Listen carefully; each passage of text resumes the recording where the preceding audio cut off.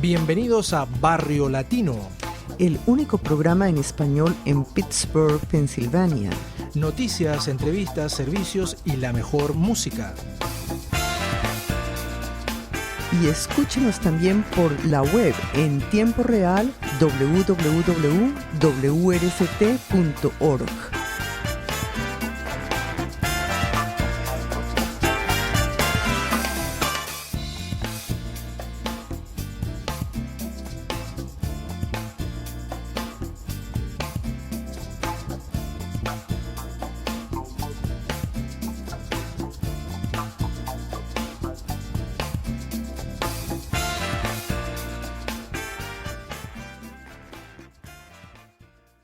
Para aquellos que tengan una idea un poco antes de empezar, esta entrevista se dio porque Héctor Tovar fue uno de los autores que vino a la ciudad aquí de Pittsburgh a hablar de sus distintos libros, y el que vino a promocionar fue el libro de los 33 mineros.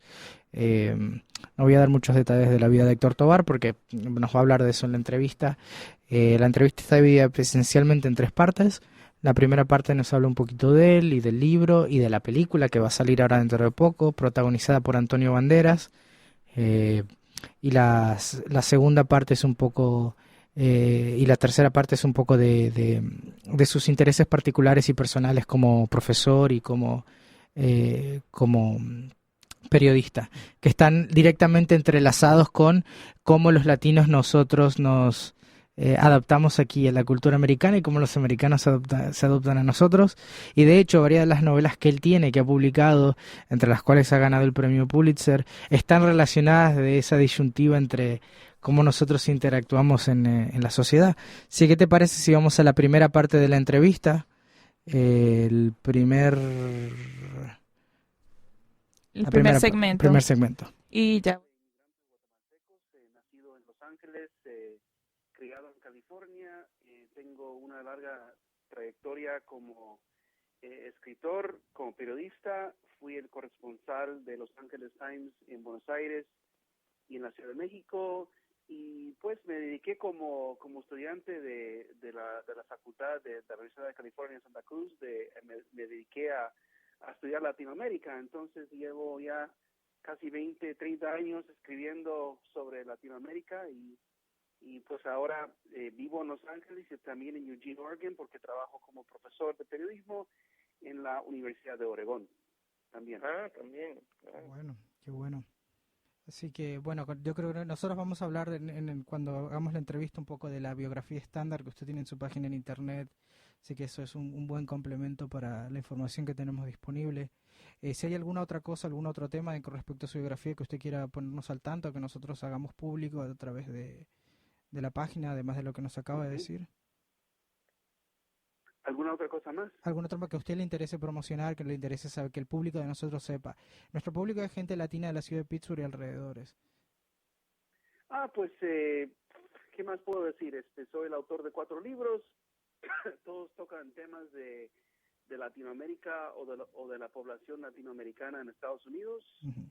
2 son novelas y 2 son libros de no ficción o crónicas, como Uh-huh. decimos en castellano. Entonces, sí, esa es mi trayectoria como escritor, y será un honor visitar a Pittsburgh y hablar ahí en el evento. Perfecto, bueno. Y por supuesto que, aunque no sé qué edad tiene, y tampoco tiene que decirlo, llegar como hijo de chapines a Los Ángeles fue un choque grande, ¿o no? Porque yo sé que la población centroamericana de Los Ángeles se incrementó mucho en las últimas décadas, pero antes de eso era una ciudad primariamente mexicana. Entonces llegó cuando ya había un gran número de centroamericanos, ¿o no? No, yo creo que nosotros éramos los primeros centroamericanos que llegamos a Los Ángeles. Mi papá llegó de Guatemala y tenía una prima aquí en Los Ángeles, que creo que ella fue la primera guatemalteca. Porque porque yo sé que tiene que ver, ha cambiado mucho, porque ustedes son mayoría ahora. Sí, ahora hay cientos de miles de centroamericanos en California, y los latinos somos mayoría en lo que es el condado de Los Ángeles, la ciudad de Los Ángeles, y casi ya mero en California, ya van a ser los latinos el grupo más grande de California. Entonces ha cambiado bastante el estado. Éramos como los pioneros. Yo crecí con mi papá tenía bastante orgullo por ser guatemalteco, por ser chapín. Siempre me hablaba en castellano en una época donde pues ser bilingüe no era visto muy bien, ¿no? No, todavía. Y todavía el español era visto como un idioma del atraso para muchos. Entonces yo tuve la dicha de tener un padre y una madre que me hablaron siempre en castellano y que me enseñaron tener orgullo para mi cultura. Eso es muy importante y me alegro que lo haya dicho porque es una lucha que tienen todos los padres todos los padres inmigrantes con sus hijos de cualquier idioma en este país. Sí, la lucha de mantener la cultura del idioma cuando la sociedad principal realmente no aprecia eso. Bueno, podemos pasar después al tema del libro al que viene aquí a la visita. Queremos entonces recalcar que usted va a estar de visita aquí en Pittsburgh el 21 de septiembre en el Carnegie Music Hall. Va a estar a las 7:30 de la p.m. de la noche. Vamos a estar poniendo los enlaces de cómo obtener información de cómo asistir a la actividad en la página de nosotros y vamos a poner mayor información para aquellos que quieran asistir y ver a la presentación y la charla del libro que está disponible tanto en inglés como en español. Perfecto. Bueno, entonces si quiere hablar con nosotros, que esta sería la oportunidad para usted para hablarnos particularmente su resumen del libro o lo que usted quiera comunicarnos del libro. Sí, el libro que tiene el título en inglés de Deep Down Dark y en español es En la Oscuridad, es los 33 hombres que fueron enterrados en la mina San José en el año 2010 en Chile, en el desierto de Atacama. Es una especie de novela no ficción, es decir, que es una historia verdadera, real, pero escrita como si fuera una novela.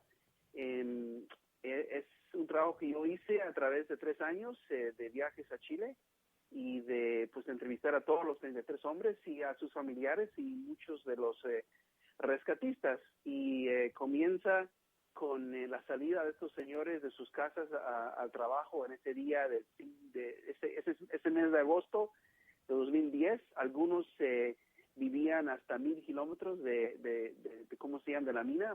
Vivían en el sur de Chile y viajaban hasta el norte para ir a trabajar a su pega, como dicen en Chile. En México decimos chamba y en Argentina laburo, pero en Chile es la pega. Sí. Entonces iban a la pega y es la historia de los 69 días que pasaron enterrados, los primeros 17 días sin ningún contacto con el mundo, pensando que tal vez iban a morir de hambre en la oscuridad, y comenzaron a rezar, a organizarse, y es la historia de cómo se organizaron, cómo se pelearon a veces y finalmente cómo fue que salieron otra vez al sol, al aire libre, y cómo han vivido sus vidas en los años después del rescate. Bueno, eso está muy bien. El otro bloque del que más o menos queríamos hablar bastante rápido también es el tema de la película que se estrenó ahora en agosto en Chile, si no me equivoco, ¿verdad? Sí. Este mes, y va a venir a Estados Unidos en octubre o en noviembre, ¿correcto? Así es, sí. Entonces, sé que la película es una adaptación de su libro Sí. y que está protagonizada por Antonio Banderas, que es para aquellos que tuvieran la oportunidad de leer el libro, toma el rol del líder natural. Eso es uno de los grandes temas del libro, las diferencias entre los líderes impuestos por la compañía y los líderes naturales. ¿Usted está involucrado en ese proyecto? Pues sí, yo trabajé mucho con los productores y con el guionista, uno de los guionistas de la película. Yo hice 5 viajes a Chile y 3 de esos viajes hice pues trabajando en colaboración con los cineastas.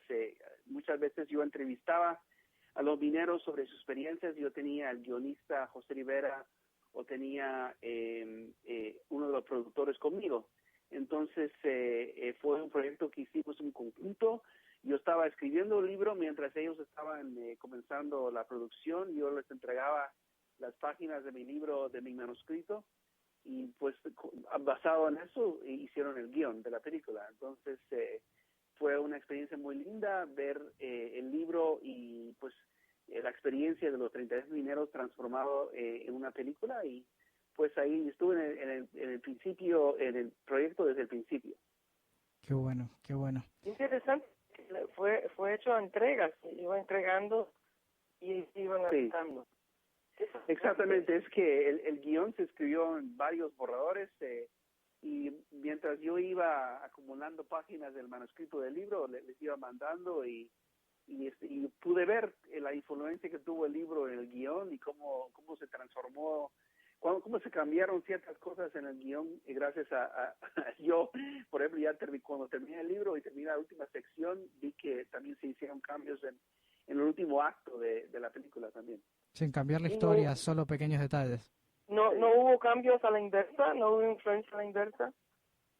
¿Cambios a qué, perdón? No escuché bien. A la inversa, o sea que si no hubo alguna influencia de este trabajo en tu propia escritura. De la película, en mi escritura. Sí. Sí, definitivamente, porque cuando uno está trabajando con guionistas y con gente que trabaja en el cine, ellos trabajan con el drama, ¿no? Es decir, que ellos trabajan en una forma de contar una historia que es un espectáculo, ¿no? Es decir, que tú tienes que armar el escenario, tienes que contar una historia, entonces se enfoca mucho en el personaje. Entonces yo aprendí mucho de ellos y creo que le di un toque así casi épico a la historia, gracias a la influencia de sus señores, ¿no? Que ellos tenían su visión de que tenía que ser una película pues con bastante peso, ¿no? Que no iba a ser una película chiquita, como dijo uno de los productores, ¿no? Querían hacer una película bastante importante. Yo también creo que eso lo asimilé yo también un poco, el hecho de que tenía que ser un libro que tuviera peso, ¿no? en la cultura. Increíble. Cierto. Además le tengo que decir y le tengo que confesar, leí el libro hace poco, en parte para prepararme para la entrevista. El libro está excelente. De hecho, hubo momentos en el que medio enojado con usted, porque decía, se me olvidaba que era una historia real. La verdad es que parece una historia de ficción. Decía, pero claramente esta persona va a ser el malo del libro. Y después se viraba y se convertía en bueno. Alguien de los buenos se volvía malo. Y es que hasta que uno no entiende que son personas de verdad, que también es parte de la dinámica de estar atrapados, de las culpas relacionadas, parece una novela. Es increíble. La verdad es que es excelente libro. Ay, gracias. Es que así es la vida real, ¿no? En la vida real no hay buenos ni malos. Hay gente que están reaccionando a una situación no esperada y reaccionan con las cosas que tienen de su cultura que le dan fortaleza, y a veces se ve ahí la debilidad de uno, ¿no? Se ve el temor de uno también, ¿no? Entonces todo eso salió, lo bueno y lo malo del ser humano, y fue para mí un honor poder escuchar a los hombres y que tuvieran fe en mí y también que fueron honestos conmigo, ¿no? Okay. Así que bueno, estábamos escuchando la primera parte de la entrevista, una entrevista muy interesante, no solamente porque él nos cuenta acerca de su vida y cómo llega a Estados Unidos. Lo interesante hasta este punto, y es muy importante que aquellos que no leyeron el libro, no conocen la historia, es que mientras los mineros estuvieron atrapados, después de 17 días es que los encuentran, ellos deciden en grupo hacer una especie de contrato verbal y decir, la historia de todo esto que nos está pasando la vamos a contar como grupo. Ninguno de nosotros se va a vender a una compañía que quiera escribir un libro o a algún programa de televisión, etcétera, etcétera. Ellos quisieron monetizar, es la palabra correcta, de el evento. Él después va a explicar más adelante que han sido altamente criticados por esta decisión de tratar de sacarle provecho a lo que les pasó, pero bueno, vamos a continuar entonces con la segunda parte de la entrevista, donde ahora el autor nos va a contar un poquito más acerca de los detalles del libro, la historia, cómo la escribió y también un poco de la película. Pero les recuerdo que a las 7 de la noche, en media hora, empieza el Festival Venezolano de Cine de los años 1995 a 2015, ahí en la primera parte. hay una invitada especial, hay charla especial de Aide Chavero González, que es la chair, la cabeza, la dirigente de el Departamento de Cine y Comunicaciones de la Universidad Central de Venezuela, que nos visita para hablar acerca de la situación, de la realidad, lo que refleja el cine venezolano en la situación en este momento por la que están pasando. Ella es fundadora también de Caracas Filminuto y presidente de la Fundación Audiovisual Fácil, se llama. Hay una discusión de panel con el Centro de Lenguas Hispanas de Pitt y de Literatura, que es quienes organizan, CLAS organiza esta jornada. Ok, perfecto. Vamos a la segunda parte. Bueno, según tengo entendido, y Iván me explicó un poquito, estos señores pidieron la colaboración con usted o se aceptaron la colaboración con usted, pero solo con usted. Sí, así es. Todo esto mientras estaban pasando por esa experiencia y todavía no sabían si iban a sobrevivir. Claro. A mí me parecía algo tan inverosímil, como con un encontronazo desafinado que hayan tenido la capacidad de pensar en esto mientras todavía estaban negociando vivir o morir enterrados, sí. Y todo esto hecho posible por medio de la tecnología, pero que no podía sacarlos todavía de ahí, y mientras todo el mundo, el resto del mundo, me incluyo a mí, mirábamos la televisión 24 horas al día, aguantando la respiración, a ver qué pasaba, ¿no? Entonces, me gustaría que nos contaras un poco de cómo fue todo eso, porque realmente es bastante inverosímil. No, sí, para mí eso fue una parte bastante interesante del libro y que yo no me esperaba para nada, ¿no? Pero el hecho de que, gracias a la tecnología, ellos tenían una conexión de fibra óptica con la superficie, ¿no? Entonces les llegaba un señal de televisión, señal de teléfono, recibían cartas, recibían los periódicos en medio de este tubo. Entonces, por casi 50 días estuvieron atrapados y a la vez en contactos con el mundo. Y era como una especie de laboratorio, ¿no? Es decir, que tú te haces famoso, pero no puedes aprovechar la fama. Entonces, estás ahí solo con tus sueños de la fama y de la riqueza que supuestamente vas a tener cuando llegas a la superficie. Entonces, ellos tuvieron que lidiar con eso porque eso causó envidias y divisiones entre ellos, ¿no? Cuando comenzaron a ver que algunos salían más en los periódicos, que algunos estaban recibiendo ofertas a los contratos. Entonces, creo que lo que les ayudó en eso era su identidad como trabajadores, es decir, que ellos tienen conciencia de clase. Y en Chile, como muchos de Latinoamérica, ellos tuvieron conciencia del hecho de que al hombre trabajador se defiende mejor cuando está unido. Entonces, esa idea de unirse, la unidad de la identidad de clase, de ellos como un grupo frente a los amos de la mina y al gobierno, a los medios, eso les ayudó muchísimo, tener esa idea de que ellos tenían intereses en común. ¿Sí me explico? Fascinante.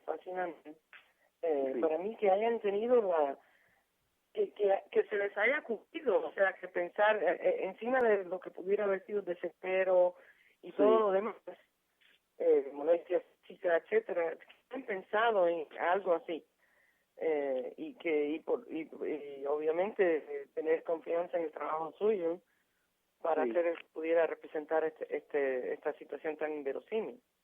Sí. No, para mí, creo que para mí eso es una cosa de posmodernidad.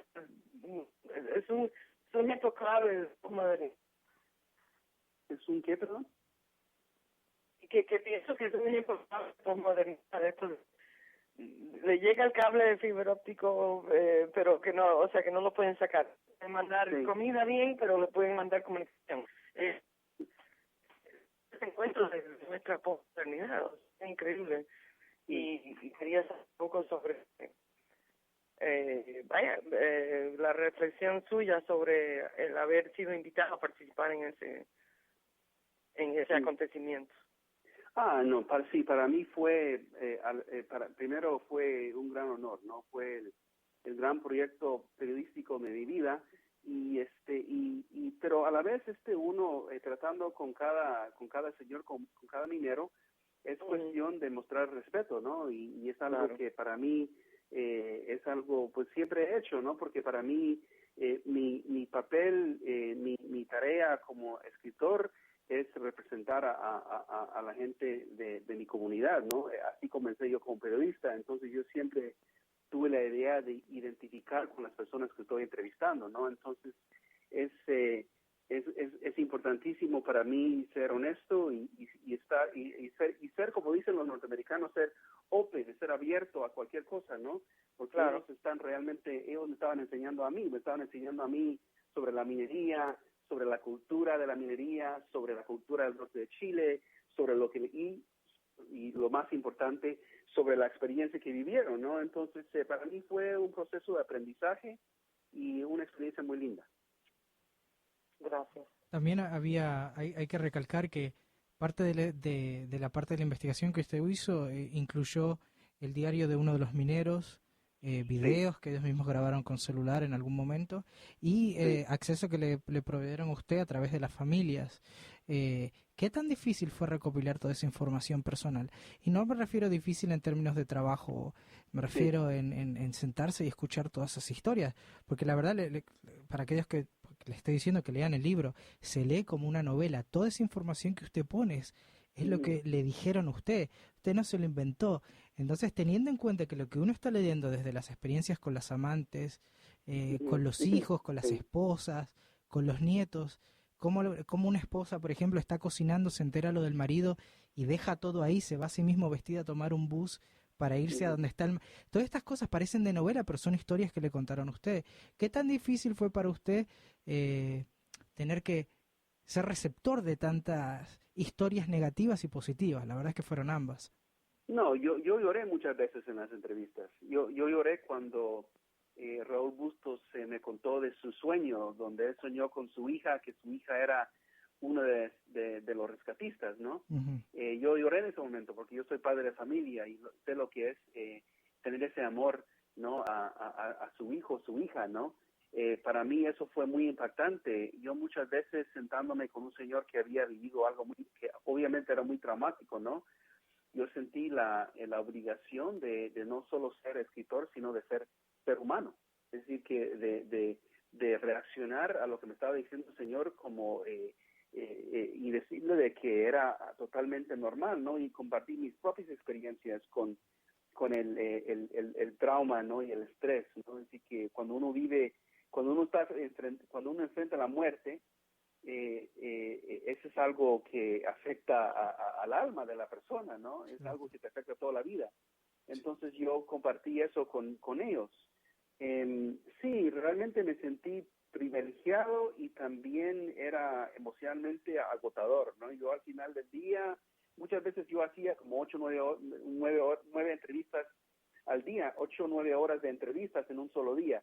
Y realmente al final me quedaba totalmente agotado, ¿no? Sí. De haber escuchado tanto, porque además había una ansiedad de ellos para compartir. Muchos querían hablar más, ¿no? Pero entonces era realmente, ellos tenían la ansiedad de hablar. Yo sé que para muchos era una experiencia que era muy positiva para ellos, poder compartir y desahogarse, ¿no? De estas experiencias, ¿no? Y entonces sí, fue algo realmente impactante para mí. Entiendo. Y bueno, para así más o menos terminar con este libro, porque sé que Kenia está interesada en un conversatorio también con alguna de sus obras pasadas. Bueno, para aquellos que lean el libro van a tener la oportunidad de conocer la historia completa, pero ¿qué pasó? ¿De qué cosas usted quiere recalcar que pasaron después de los acontecimientos que se describen en el libro? Por ejemplo, tengo entendido que la mina fue cerrada. Tengo entendido que los trataron de demandar a los dueños, pero al final no quedó en nada. Entiendo que perdieron su trabajo algunos altos oficiales del gobierno chileno responsables de minería. ¿Qué cosas positivas han pasado en el camino de los mineros y la minería en general? Pues yo creo que en la vida de los mineros lo más positivo es que los señores han tenido una experiencia que para ellos les ha afirmado y es la importancia de sus familias en sus vidas, ¿no? Les ha demostrado que el amor familiar es lo más importante, ¿no? Que la cosa más importante que ellos tienen, ¿no? Entonces ha sido como una especie de reafirmación de eso, ¿no?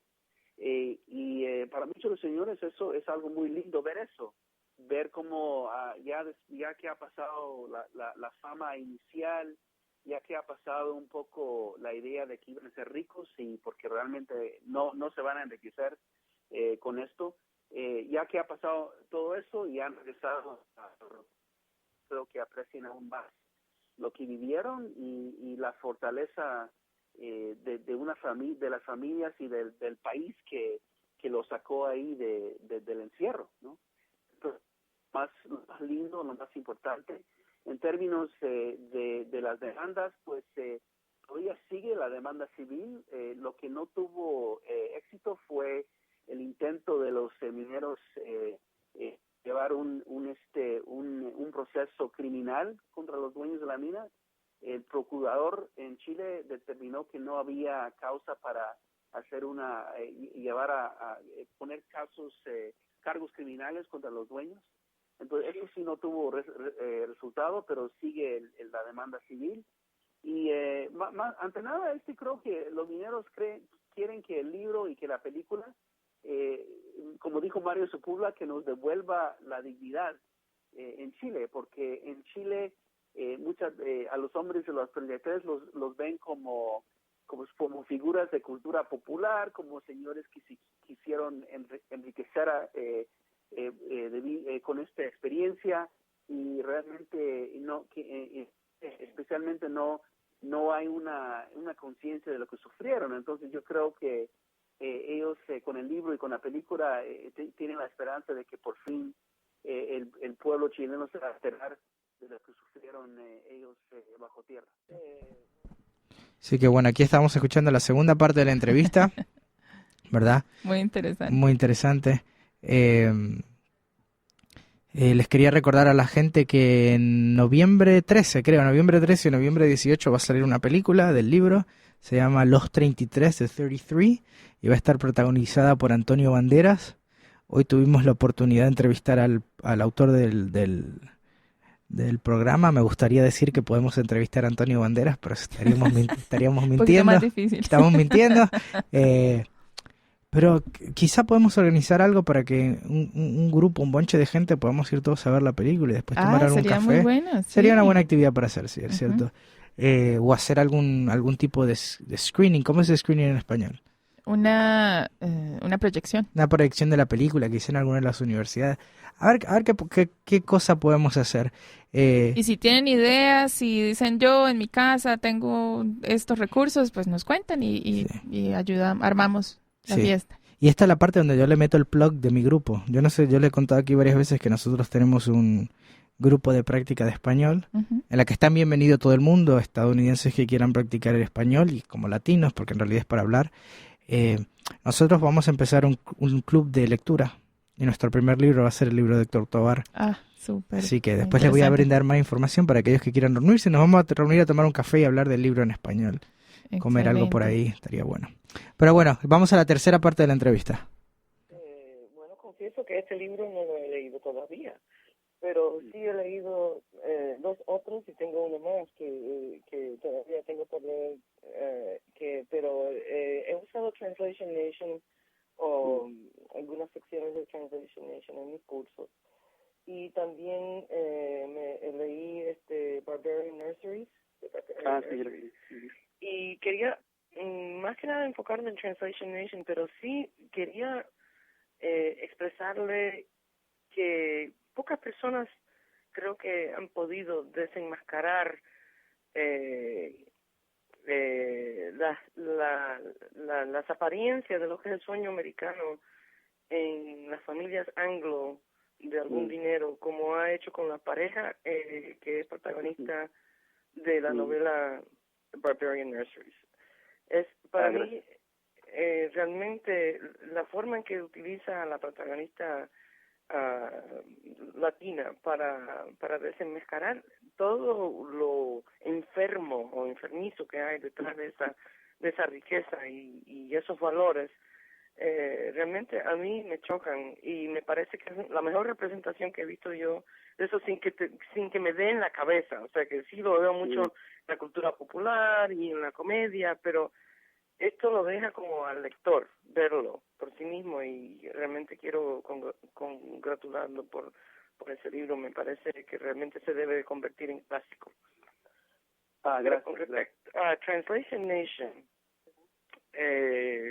no quiero entrar en temas políticos, no es nuestra meta, pero a mí me parece que la declaración, me gustaría que hablara un poco sobre la declaración que hace en Translation Nation sobre el hecho de que los latinos recientemente, sobre todo, por tener tan cerca sus países y por recibir el apoyo cultural que reciben por la cercanía de esos países y por la cercanía de familias y culturas completas y enteras, que no tener que asimilarse o no asimilarse de un todo a la cultura de aquí. A mí me parece genial la idea, pero también un mensaje que representa realmente un reto y también combustible para los anti-inmigrantes de este país.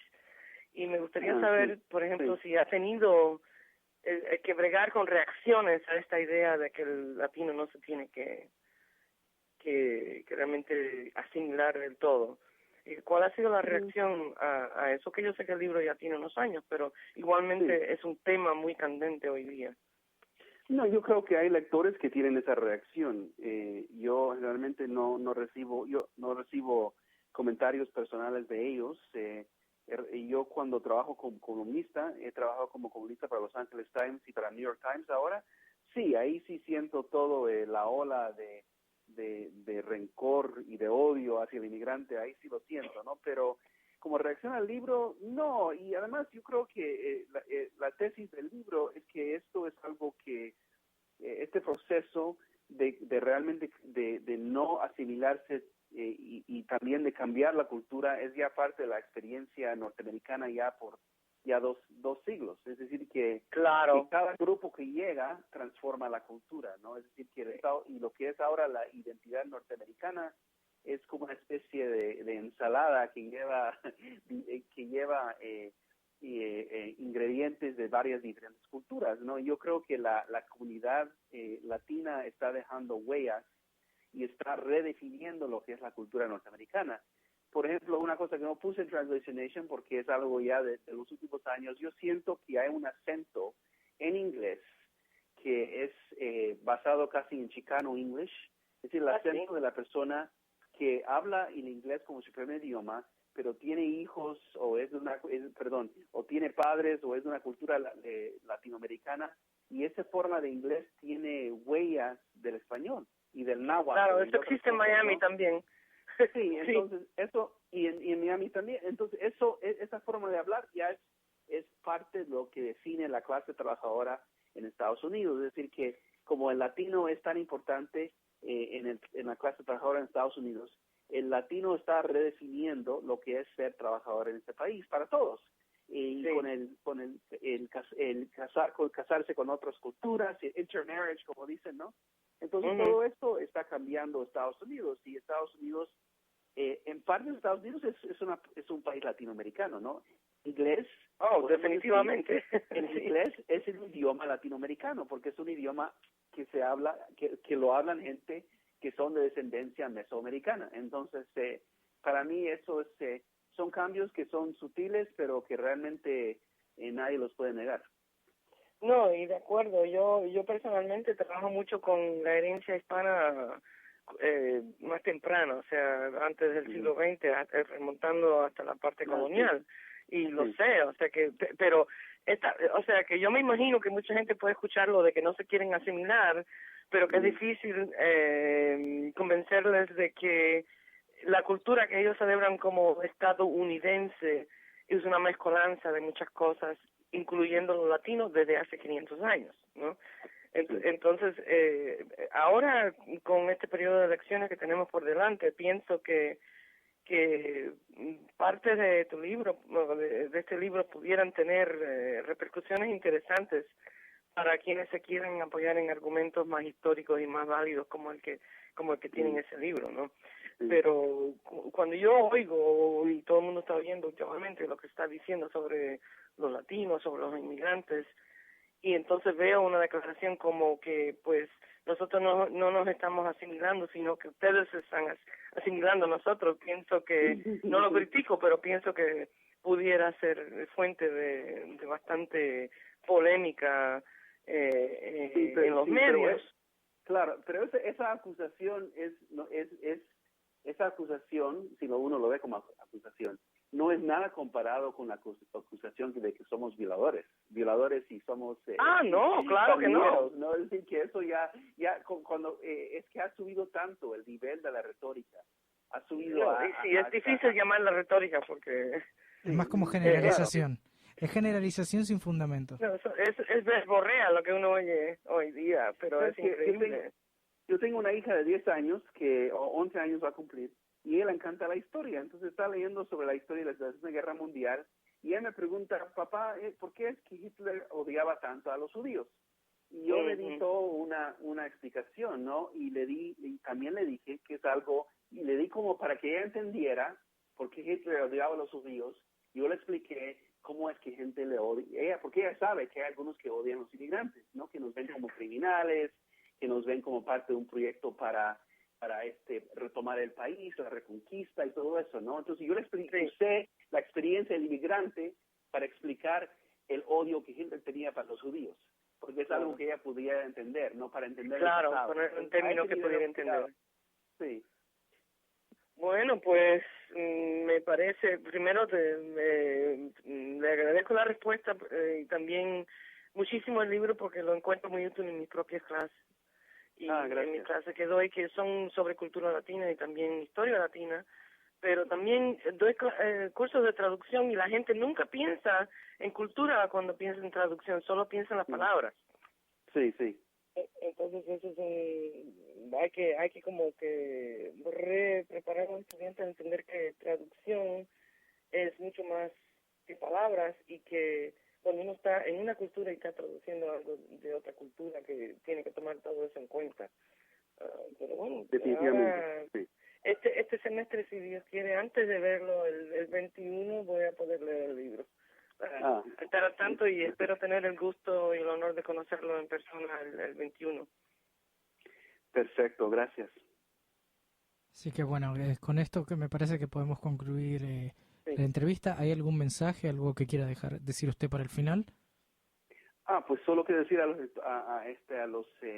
que están escuchando que la lectura es el poder y que pues que sigan leyendo y que no solo los escritores sino también los lectores son los que están creando la cultura literaria entre nuestra gente. Entonces quiero que todos sigan leyendo y gracias por escuchar. Pues muchísimas gracias. Gracias a usted. Okay, hasta luego. Hasta luego. Bueno, ahí tuvimos el final de la entrevista. ¿Qué te pareció? Excelente. A mí también, la verdad Descrestada, como dicen en Colombia. La verdad es que a mí me gustó mucho. La verdad es que para aquellos que pudieron asistir a la actividad el 21, en el 21, este último 21 pasado en el Music Hall, un poco distinta la conversación, un poco distinta. Esta fue más, aquella entrevista fue un poquito más enfocada en el libro, esta es más enfocada quizá en los temas que nos interesan a nosotros como latinos viviendo en Estados Unidos, específicamente la última parte que yo creo que ha sido la más, para mí la parte más animada de la conversación. Pero bueno, ¿qué te parece, Carolina? Digamos el final del programa. Ay, qué pesar. Hoy el programa estuvo fácil para nosotros porque estamos con resfrío, con monga, así que todo grabado.